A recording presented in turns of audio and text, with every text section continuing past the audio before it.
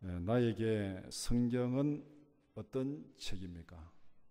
이것이 오늘 설교의 제목입니다.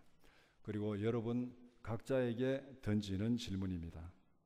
여러분에게 성경은 어떤 책입니까? 굉장히 부담스러운 책이다. 읽기는 읽어야 되는데 읽지는 못하고 힘든 책이다. 아니면은 기쁘고 즐거운 책이다. 여러분들이 성경 그러면은 머릿속에 마음속에 어떤 생각이 제일 먼저 떠오릅니까? 오늘 본문은 성경을 어떤 책이라고 말씀하고 있습니까? 오늘 본문 16절 17절 우리 한번 같이 읽어보겠습니다. 시작. 모든 성경은 하나님의 감동으로 된 것으로 교훈과 책망과 바르게 함과 의로 교육하기에 유익하니 이는 하나님의 사람으로 온전하게 하며 모든 선한 일을 행할 능력을 갖추게 하려 함이라. 근데 성경을 이런 책이라고 말씀하는데 성경을 이런 책이라고 말씀할 때 어떤 문맥에서 이런 책이라고 말씀하느냐. 그래서 우리가 이 말을 할 때 앞뒤 문맥을 다 잘라버리고 한마디만 딱 전달하면은 말하는 사람의 의도와는 전혀 다른 180도 다른 의미가 될 수도 있습니다. 근데 그 말의 의미를 바로 알기 위해서는 어떤 문맥에서 어떤 상황에서 그 얘기를 했는지를 알아야 그 의미를 정확하게 알 수가 있습니다. 오늘 이 본문 말씀 성경은 이런 책이다 이렇게 얘기한 그 앞뒤 문맥을 보면은 디모데후서 3장 1절에서 13절까지는 말세에 나타나는 여러 가지 현상들을 말하고 있습니다. 말세에 사람들이 살아가는 모습이 어떤지 그것을 쭉 설명하고 있습니다. 이 말세의 현상들 어떤 현상들일까요? 우리가 좀 성경이 길긴 하지만 우리가 살아가는 이 시대의 모습하고 성경에서 말하는 모습하고 한번 비교해보는 입장에서 한번 같이 한번 읽어보겠습니다. 3장 1절에서 5절 디모데후서 3장 1절에서 5절 한번 같이 읽겠습니다. 시작.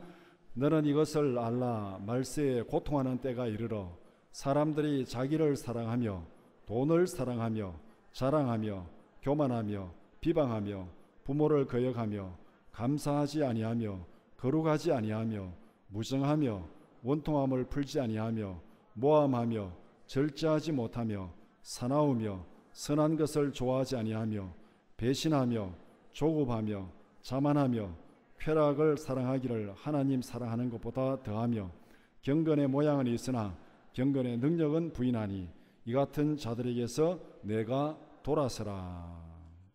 이것이 말세에 나타나는 여러 증상들을 설명했습니다. 이 항목들 하나하나 이렇게 찝어보면은 오늘 우리가 살아가는 이 주위의 모습하고 별로 다르지 않는 그 모습을 보여주고 있습니다. 그러면서 말세의 현상들의 마지막 결론을 13절에서 이렇게 말씀합니다. 13절 한번 같이 읽겠습니다. 시작. 악한 사람들과 속이는 자들은 더욱 악하여져서 속이기도 하고 속기도 하나니. 이 말세 현상과 대비해서 14절은 이렇게 시작합니다. 그러나 앞에 있는 모든 현상들을 설명하고 그러나 이 반전을 얘기하는 거예요. 그러나 너는 배우고 확신한 일에 거하라. 그러나 너는 배우고 확신한 일에 거하라. 말세의 사람들이 이렇게 살아간다 할지라도 그러나 너는 그 길을 따라가지 말고 내가 배우고 확신한 일에 거하라. 그렇게 하면서 오늘 보면 14절 말씀이 시작되고 있습니다. 배우고 확신한 일이 어떤 것입니까? 가르침을 통하여 깨닫게 된 진리를 말하고 있습니다. 그리고 그 깨닫게 된 진리에 거하라. 이 말은 거하라는 말은 끝까지 그 상태를 유지하며 그 안에 머물러 있으라는 뜻입니다. 끝까지 그 상태를 유지하며 그 안에 머물러 있으라. 주위에 있는 사람들이 말세에 살아가는 이런저런 모습들을 그렇게 살아가지만은 그러나 너는 배우고 확신한 그 진리를 끝까지 지키고 그 안에 머물러 있으라. 그것이 바로 그러나 너는 배우고 확신한 일에 거하라는 말씀입니다. 간단히 정리하면은 성경을 통해서 진리를 배우고 깨닫고 성경에서 깨달은 진리를 믿고 그 진리대로 믿은 대로 살아가라. 그것이 바로 오늘 본문이 우리에게 말씀하는 내용입니다. 여기까지 정리하면은 오늘 본문이 말하는 그 핵심은 다 전달됐습니다. 이제 설교 뒤에는 별로 안 들어도 돼요. 이제는 보충 설명입니다. 이 말씀이 어떻게 그렇게 돼야 되는지 보충 설명하는 것. 우리가 성경을 통해서 진리를 깨닫고 그 진리를 믿고 그 믿음대로 살아가라. 여기에서 더 지나는 것이 없습니다. 여기에서 더 할 것도 없습니다. 성경이 어떤 책이길래 성경대로 믿고 성경대로 살아가라고 말씀합니까? 도대체 성경이 뭐길래, 성경이 어떤 책이길래 성경대로 믿고 성경대로 살아가라고 하느냐? 오늘 이 질문에 답변하면서 오늘 이 본문 말씀 전체를 세 가지 질문으로 함께 살펴보고자 합니다. 첫 번째, 성경은 나에게 어떤 책입니까? 두 번째, 성경은 어떻게 기록되었습니까? 세 번째, 성경은 나에게 어떤 역할을 합니까? 첫 번째 질문입니다. 성경은 나에게 어떤 책입니까? 부담스러운 책, 재미있는 책, 읽고 싶은 책, 어떤 책입니까? 성경은 간단히 말하면은 하나님 아버지께서 나에게 보내신 편지입니다. 성경이 뭐냐? 성경이 내게 어떤 책이냐? 신학적으로 그런 거 다 접어두고 성경이 내게 어떤 책이냐? 성경은 하나님 아버지께서 나에게 보내신 편지다. 성경에 보면은 성경을 편지라고 이렇게 말하는 구절도 있고 꼭 그런 의미에서 편지라는 것이 아니라 하나님께서 우리에게 보내신 사랑의 편지입니다. 에베소서 1장 1절 보면은 하나님의 뜻으로 말미암아 그리스도 예수의 사도된 바울은 에베소에 있는 성도들과 그리스도 예수 안에 있는 신실한 자들에게 편지하노니, 편지의 형식을 빌어서 성도들에게 하나님의 뜻을 전하고 하나님의 마음을 전하는 것, 이것이 바로 성경입니다. 이렇게 보면은 구약 성경은 하나님께서 모세와 선지자들을 통해서 자기 백성들에게 보내는 편지입니다. 신약은 하나님께서 사도들을 통해서 자기 백성들에게 보내는 편지입니다. 기본적으로 성경은 하나님 아버지께서 나에게 보내신 사랑의 편지다. 이렇게 정리할 수 있습니다. 그래서 15절 말씀은 성경은 믿음으로 말미암아 구원에 이르는 길을 가르쳐 준다고 말씀합니다. 왜 하나님께서 우리에게 편지를 보내야 됩니까? 그 이유가 뭡니까? 편지를 보내지 않으면, 그대로 놔두면 다 죽음의 길, 멸망의 길로 갑니다. 그러니까 하나님께서 간절한 마음으로 편지를 보내가지고 그 길로 가면 죽음의 길이다. 그 길로 가지 말고 구원의 길이 여기 있으니까 이 길을 따라 살아가라. 그러면 이것이 구원의 길이다. 그런 간절한 심정으로 지금 하나님 아버지가 우리에게 보내는 거예요. 자식이 지금 죽음의 길로 가고 있습니다. 그럼 어떻게 하겠습니까? 편지 보내야 될 일이 아니죠. 지금 막 전화하고 막 급하면 막 쫓아나 가야 되겠는데 막 쫓아가지는 못하고 멀리 있으니까 막 전화하고 막 소리 지르고 그렇게 할 거 아닙니까? 그 애타는 마음으로, 그 애타는 심정으로 하나님께서 우리에게 보내신 편지가 바로 성경입니다. 구원에 이르라고, 구원이 이르라고, 생명의 길로 가라고 그렇게 보내는 편지입니다. 성경이 얼마나 즐거운 편지인지를 시편은 이렇게 말씀합니다. 하나님께서 우리에게 보내는 사랑의 편지고 구원의 길로 가라고 생명의 길로 가라 하니까 그것이 얼마나 즐거운 책입니까? 시편에는 말씀을 제가 한번 몇 군데 읽어드리겠습니다. 시편 63편 5절 6절 골수와 기름진 것을 먹은 것 같이 나의 영혼이 만족할 것이라. 나의 입이 기쁜 입술로 주를 찬송하되 내가 나의 침상에서 주를 기억하며 새벽에 주의 말씀을 작은 소리로 읊조릴 때에 하오리니. 시편 119편 14절 내가 모든 재물을 즐거워함 같이 주의 증거들의 도를 즐거워하였나이다. 119편 24절 주의 증거들은 나의 즐거움이요 나의 충고자니이다. 119편 97절 내가 주의 법을 어찌 그리 사랑하는지요 내가 그것을 종일 작은 소리로 읊조리나이다. 119편 103절 주의 말씀의 맛이 내게 어찌 그리 단지요 내 입에 꿀보다 더 다니이다. 이것이 바로 하나님 앞에 은혜를 누린 자들이 고백하는, 성경이 이렇게 즐거운 책이고 이렇게 좋은 책이고 정말로 입에 이렇게 탄 그런 말씀입니다. 그렇게 고백을 하고 있습니다. 여러분도 이런 고백에 동참하는 여러분들 되기를 축복합니다.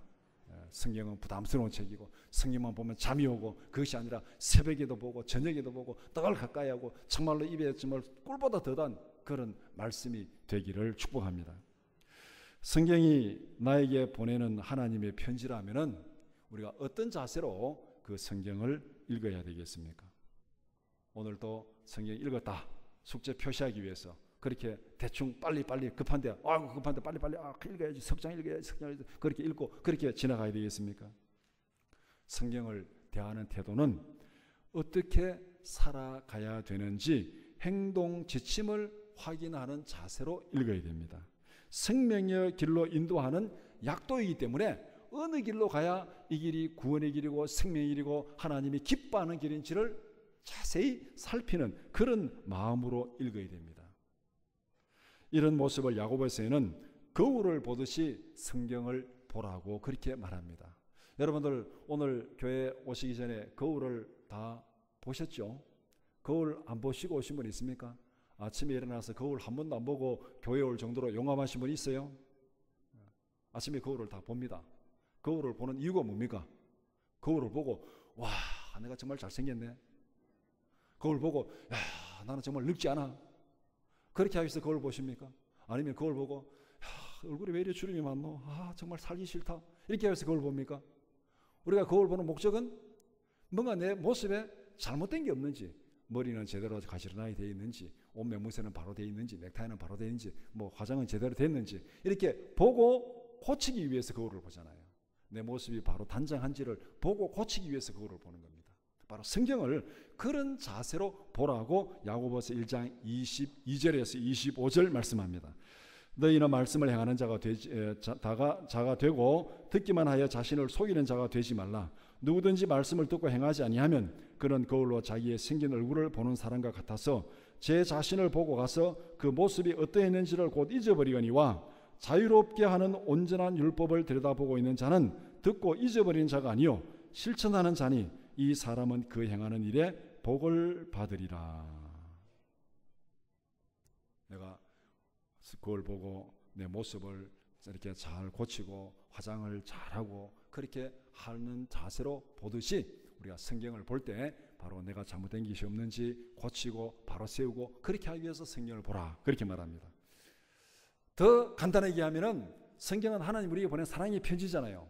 그럼 어떤 마음으로 보면 되느냐?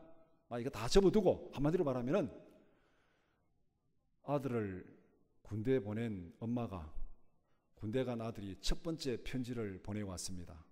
그 편지를 읽는 마음으로 성경을 보면 됩니다. 군대를 보내본 엄마는 알겠죠.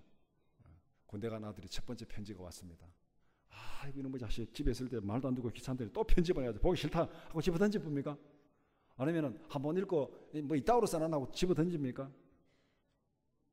읽고 또 읽고 아침에 읽고 점심때 읽고 저녁에 또 읽고 아침에 읽고 눈물을 흘리고 저녁에 읽고 눈물을 흘리고 그렇게 하지 않았습니까? 그런 심정으로 성경을 대하면 돼요. 군대 간 아들이 첫 번째 보낸 편지를 읽는 마음으로 성경을 대하시기 바랍니다. 하나님의 뜻을 행동으로 실천하기 위해서 읽어야 되고 성경을 보고 듣고 묵상하는 목표는 행동의 변화입니다. 내 삶을 고치기 위해서. 그래서 성경을 정말 사랑하고 기쁨으로 간절한 마음으로 읽는 여러분들 되기를 축복합니다. 두 번째 질문. 성경은 어떻게 기록되었습니까? 성경이 나에게 보내는 하나님의 편지라면은 도대체 어떻게 기록된 거냐? 어떻게 보냈나? 하나님이 내게 어떻게 성경을 편지를 써가지고 보낼 수 있느냐? 그런 질문이 우리에게 생길 수도 있습니다. 오늘 16절 말씀 보면은 모든 성경은 하나님의 감동으로 된 것이다. 그렇게 말하고 있습니다. 모든 성경은 하나님의 감동으로 된 것이다. 성경은 기록한 사람들이 굉장히 많이 있습니다.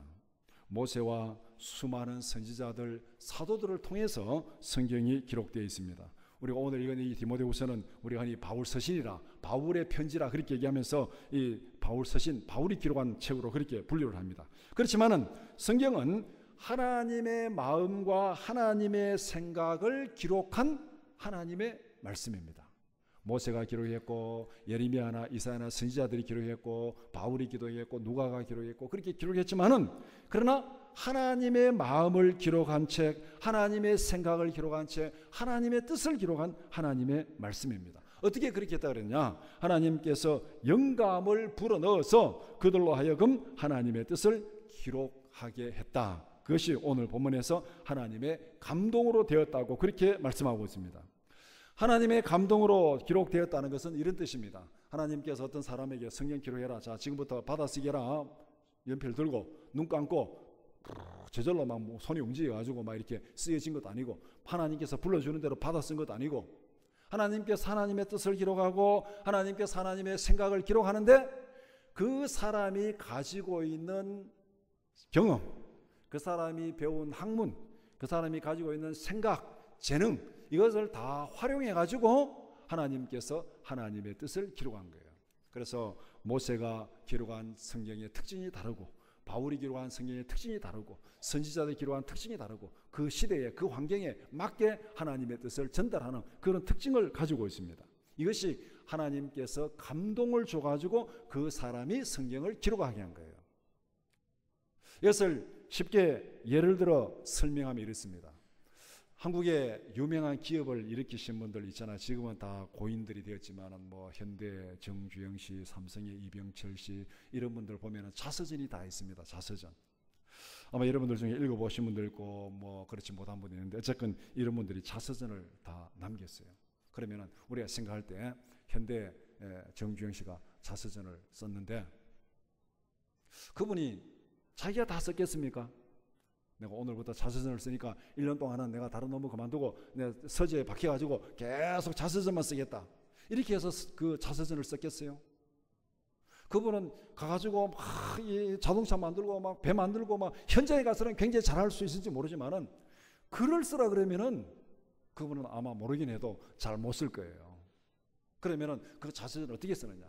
그 자서전을 쓰려 그러면은 전문 작가를 붙입니다. 그게 아주 유능한, 돈이 많으니까 유능한 전문 작가를 붙여가지고 이 전문 작가가 이분의 생애를 연구합니다. 태어나서부터 어떤 환경에서 성장했고, 어떻게 교육을 받았고, 어떻게 사업을 일으켰고, 어떻게 그 경영을 했고, 쭉 이 사람의 살아온 그 삶의 과정을 다 연구를 하고, 그 다음에 이 사람에 대해서 뭐 언론에 보도된 것들, 그런 모든 것들 기사를 다 모아가지고 연구를 하고, 그 다음에 자기 나름대로 이분이 이런 삶을 살았구나, 그 다음 정리된 다음에, 그 다음에 이제 만나가지고 인터뷰를 합니다. 자기가 궁금한 것들 다 물어보는 거예요. 이렇게 태어났는데, 이렇게 성장했는데 그때 마음이 어땠습니까? 그때 얼마나 힘들었습니까? 이렇게 사업을 경영할 때 어떻게 했습니까? 다 자기가, 작가가 지금 쓰려고 하는 그 내용에 궁금한 것들을 다 물어보는 거예요. 다 물어보고 그 사람의 생각을 다 확인한 다음에 그래서 녹음해가지고 녹취록을 정리하고, 그래서 모든 자료가 다 정리되면은 이제 이 유능한 작가가 자기 문장력을 활용해가지고 책을 쫙 씁니다. 이제 써가지고 이게 출판에 맡겨서 이제 출판을 딱 하고 책을 펴내는 거죠. 그러면은 그 책은 누구 이름으로 나옵니까? 정주영 씨 이름으로 나옵니까? 아니면 그 책을 쓴 작가 이름으로 나옵니까? 누구 이름으로 나와요? 정주영 씨 이름으로 나오죠. 그럼 우리가 그 책 보고 당신 쓰지도 않은데 이게 어떻게 당신 자서전 당신이 쓴 거냐, 그렇게 누가 말합니까? 그 말 아무도 안 해요.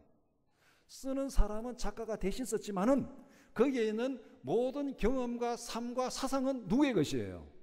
정주영 씨 것이에요. 그러니까 쓰는 사람은 다른 사람이 썼지만은 그 안에 들어있는 거는 내 생각, 내 뜻, 내 의견이 섞여졌기 때문에 나의 책이라, 그렇게 말할 수 있는 거예요. 이렇게 해서 바로 하나님의 감동으로 기록됐다는 게 바로 이런 의미입니다. 더 쉽게 하나 예를 더 들면은, 예전에는 이 편지를 대필하는 시대가 있었습니다. 제가 어릴 때 시골에서 보니까 그래요. 아들이 서울을 갔습니다. 근데 서울 가면은 막 궁금하잖아요. 그러면 막 어쩌다 한 번씩 편지가 옵니다. 편지 오면은 뭐 돈 떨어졌다, 쌀 떨어졌다, 쌀 붙여라, 뭐 이런 편지들이 주로 옵니다. 편지 오면은 이 할머니가 편지를 못 읽잖아요. 그걸 한글을 모르니까. 그러면은 편지를 들고 이웃집에 갑니다. 이제 가가지고 이웃집에 이제 젊은 사람 보고 편지를 읽어달라 그래요. 그러면 편지, 이거 편지 누구인데 왔습니다 하고 나 편지를 쭉 읽어줍니다. 읽어주면은 이 할머니, 한글도 모르는 할머니가 그 편지 읽고 들으면서, 옆에서 편지 읽는 거 들으면서 눈물을 줄줄 흘리잖아요. 아이고 서울에 와서 고생이 많구나 하고 이제 이렇게 편지를 읽으면서 눈물 흘리고, 편지 다 듣고 난 다음에 뭐라 그럽니까? 이렇게 답장을 써라. 돈은 언제 붙여주고 쌀은 내가 추수한 다음에 탈곡해서 언제 붙여줄 테니까 그때 받고 그렇게 몸 건강하게 잘 지내라, 이렇게 답장을 쓰라고 얘기를 해주지요. 그러면 이제 그 옆집에 젊은 사람이 이제 그 말을 듣고 편지를 씁니다. 누구 입장에서? 이 엄마 입장에서 그 아들에게 편지를 쫙 씁니다. 써가지고 이제 보내는 거예요. 자, 서울에 있는 아들이 편지를 받았습니다. 그 아들은 자기 엄마가 한글 못 쓰는 거 알고 있어요. 한글 읽지도 못하는 거 알고 있습니다. 그런데 그 편지는 누구 편지예요? 자기 엄마 편지예요? 아니면 옆집 형님 편지예요? 쓰기는 옆집 형님이 썼어요. 알고 있어요. 글씨 보면 옆집 형님이 썼구나 알고 있어요.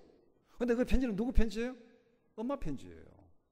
엄마의 마음을 거기에 담아서 썼기 때문에 엄마 편지입니다. 이것이 바로 감동으로 되었다는 거예요. 감동. 하나님의 감동으로 되었다는 것이 바로 이런 의미입니다. 쓰는 사람은 다른 사람이 썼을지 모르지만은 거기에 하나님의 생각과 하나님의 뜻, 하나님의 계획이 거기에 들어있기 때문에 이것은 하나님께서 보내신 하나님의 말씀이다. 이와 같이 모든 성경은 하나님의 감동으로 기록된 책입니다. 베드로후서 1장 21절, 예언은 언제든지 사람의 뜻으로 낸 것이 아니요 오직 성령의 감동하심을 받은 사람들이 하나님께 받아 말한 것임이라. 성령의 감동하심을 받은 사람들이 하나님께 받아서 말한 것이다. 성경은 성령의 감동으로 기록된 하나님의 뜻, 하나님의 마음을 표현한 하나님의 편지입니다. 믿습니까? 자, 그러면은 하나님이 내게 보낸 편지를 읽듯이, 군대 간 아들이 보낸 편지를 읽듯이 그런 마음으로 성경을 대하고 읽는 여러분들이 되기를 축복합니다. 세 번째 질문, 성경은 나에게 어떤 역할을 하는가? 오늘 말씀에서 성경이 어떤 역할을 하는지 대략 한 세 가지로 정리할 수 있습니다. 첫 번째, 우리의 잘못된 모습을 보여줍니다. 성경은 우리의 모습이 잘 되어 있는지 잘못된지, 우리 거울을 볼 때 딱 보면 지금 내가 흐트러져 있구나. 우리가 병원에 가서 건강검진할 때 사진 딱 찍으면은 뭐가 잘못된지 보여주잖아요. 사진 찍는 것처럼, 거울 보는 것처럼 우리의 잘못된 모습을 보여줍니다. 오늘 16절에 교훈과 책망을 한다. 성경이 교훈과 책망을 한다. 이렇게 말하고 있습니다. 교훈은 진리를 가르치고 전하는 일반적인 단어입니다. 책망은 꾸짖어서 깨닫게 하는 것입니다. 어떤 것을 잘못할 때 너 왜 그렇게 했냐? 그렇게 하면 안 돼. 똑바로 해. 이렇게 꾸짖어서 깨닫게 하는 것.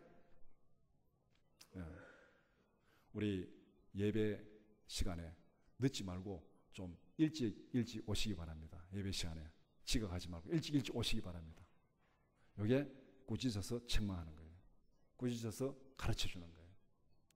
바로 여기서 책망이라는 것, 잘못된 것을 꾸짖어서 깨닫게 하는 것. 성경은 우리의 잘못을 보여주고 책망하여 가르쳐줍니다. 에베소서 5장 15절에서 18절, 그런즉 너희가 어떻게 행할지를 자세히 주의하여 지혜 없는 자같이 하지 말고 오직 지혜 있는 자같이 하여 세월을 아끼라. 때가 악하니라. 그러므로 어리석은 자가 되지 말고 오직 주의 뜻이 무엇인가 이해하라. 술 취하지 말라. 이는 방탕한 것이니 오직 성령으로 충만함을 받으라.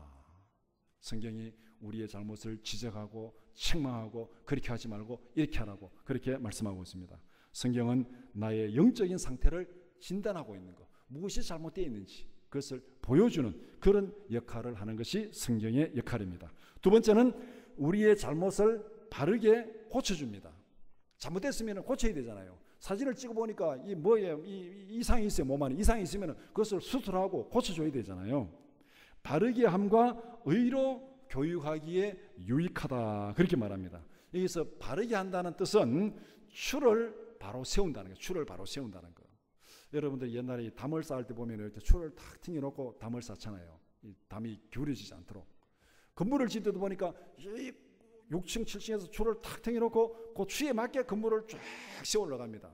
우리가 볼 때는 그냥 건물 대충 짓는 것 같지만은 이것도 굉장히 정밀한 거예요. 50층, 100층 올라가는 건물이, 이 건물이 5cm만 딱 틀어져도 5cm만 틀어져도 엘리베이터를 설치할 수 없어요. 그러니까 100층 올라가도 그 건물이 1cm도 안 틀어지게 쫙 올라가야 됩니다. 이게 보통 일이 아니에요. 저는 건축 대충 생각했는데 이게 정말 정밀한 거더라고요. 그래서 추를 탁 튀겨놓고 그 추위에 흔들림이 없도록 탁 올라가야 이게 건물이 바로 서는 겁니다. 틀려지지 않고. 우리 교회를 건축할 때도 보면 그렇더라고요. 그냥 한 층 한 층 대충 올라가면요, 올라갈 때마다 조금 틀어집니다. 틀어지면 나중에는 완전 방향이 이상이 되고 엘리베이터 걸러가면 엘리베이터 걸리지도 않는 거예요. 그러니까 줄을 세워가지고 거기에 바로 쫙 세워가는 것, 이것이 바르게 한다는 뜻입니다. 의로 교육한다는 것은 말씀으로 가르치고 교육하고 훈련시키는 것, 말씀을 따라 살아가는 삶이 몸에 배인 삶의 습관이 되게 하는 것, 몸에 배이게 하는 것, 이게 바로 의로 교육하는 거예요. 그래서 이제 예를 들면 이제 사진 찍어가지고 몸에 뭐 잘못된 거 있으면 그것을 수술하고 바르게 고치는 것. 성경은 우리의 잘못을 치료하고 고치는 능력이 있습니다. 히브리서 4장 12절, 하나님의 말씀은 살아있고 활력이 있어 좌우의 날선 어떤 것보다도 예리하여 혼과 영과 및 관절과 골수를 찔러 쪼개기까지 하며 또 마음의 생각과 뜻을 판단하나니. 우리가 몸 안에 뭐가 잘못됐는지, 뼈가 부러졌는지, 뭐 암이 있는지 뭘 알라 그러면 가서 사진을 찍잖아요. 엑스레이 찍고 뭐 또 CT 찍고 MRI 찍고 뭐 사진 또 뭐 펫이라는 게 펫 찍고 머리 끝에서 발끝까지 쫙 찍어가지고 뭐 암세포가 있는지 없는지 다 보는 그런 사진들이 있잖아요. 근데 그런 사진보다 더 강력한 것이 성경이에요. 성경은 뭘 아냐면 관절과 골수를 찔러 쪼기까지 다 아는 것은 물론이거니와 우리의 혼과 영과 마음의 생각과 뜻까지도 다 드러내 보여주는 게 성경이에요. 병원에 가서 아무리 좋은 영상의학 가서 여러분 꽉 찍어 보시기 바랍니다. 여러분의 남편이 정말 자기를 사랑하는지 사랑하지 않는지 그 사랑이 거기에 나오는 게 있는지 한번 찍어 보시기 바랍니다. 이 인간이 나를 사랑하는지 뭐 안 사랑하는지 모르겠다 해가지고 영상의학 가서 찍어 보시기 바랍니다. 그게 사랑한다 사랑하지 않다가 나오는지 아무리 찍어도 안 나와요. 거기에는.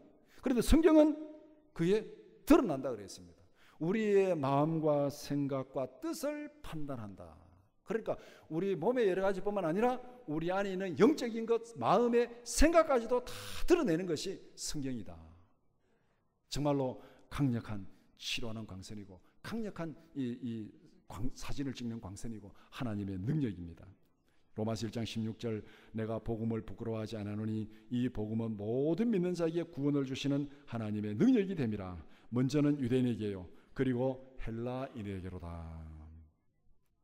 세 번째, 우리를 하나님의 뜻을 실천하는 사람으로 세워줍니다.